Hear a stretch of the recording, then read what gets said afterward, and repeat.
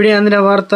ఒక్కసారిగా షాక్లో కేసీఆర్. బీఆర్ఎస్ ఎమ్మెల్యేపైన చర్యలకు ఆదేశాలు అంటూ వార్తలు అయితే వస్తున్నాయండి. ఆ వివరాలు అనేది వీడియో రూపంలో తెలుసుకుందాం. వీడియోని స్కిప్ చేయకుండా ఎండ్ వరకు చూడండి. కంప్లీట్ ఇన్ఫర్మేషన్ అయితే అర్థమవుతుంది. మరోసారి ఛానల్ వస్తే సబ్స్క్రైబ్ చేసుకొని బెల్ ఐకాన్ ఆల్ పై ట్యాప్ చేయండి. చాలామంది వీడియోస్ ఉన్నారు, సబ్స్క్రైబ్ చేసుకోవడం లేదండి. వీడియోని లైక్ చేయడం మర్చిపోతున్నారు. దయచేసి లైక్ చేయండి.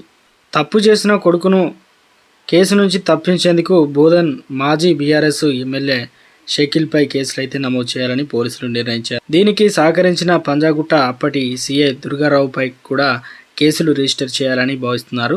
మాజీ ఎమ్మెల్యే షకీల్ కుమారుడు సోహెల్ ఇటీవల తన BMW కారును విపరీత వేగంతో నడిపి ప్రజాభవన్ ఎదురుగా ఉన్న ట్రాఫిక్ బ్యారికేడ్లను ఢీకొట్టిన విషయం తెలిసిందే. ప్రమాదం జరిగినప్పుడు అక్కడ ఉన్న Panjagutta traffic police station constable ఇచ్చిన ఫిర్యాదు మేరకు కేసులు నమోదయ్యాయి. సోహెల్ను పోలీస్ స్టేషన్కు సైతం తీసుకెళ్లారు. అయితే ఆ తర్వాత స్టేషన్కు వచ్చిన షకీల్ మనుషులు సోహెల్ను విడిపించుకొని తీసుకెళ్లారు. పోలీసులు సోహెల్పై పెట్టిన కేసులను అతని వద్ద పనిచేస్తున్న ఆఫీసు అనే వ్యక్తిపై పెట్టారు. విషయం తెలిసిన west zone DCP Vijay Kumar స్వయంగా దీన్ని విచారణ చేపట్టారు. అప్పట్లో పంజాగుట్ట సీఏ దుర్గారావు ఈ వ్యవహారంలో కీలక పాత్ర పోషించినట్లు నిర్ధారించారు. ఈ మేరకు ఆయన ఇచ్చిన నివేదిక ఆధారంగా సిపి కొత్తకోట శ్రీనివాస్ రెడ్డి ఇక సీఐ దుర్గారావును సస్పెండ్ చేశారు.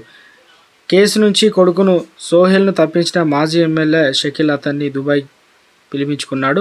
ఈ క్రమంలో షకీల్, సీఐ దుర్గారావులపై కూడా కేసులు నమోదు చేయాలని అధికారులు తాజాగా నిర్ణయించారు.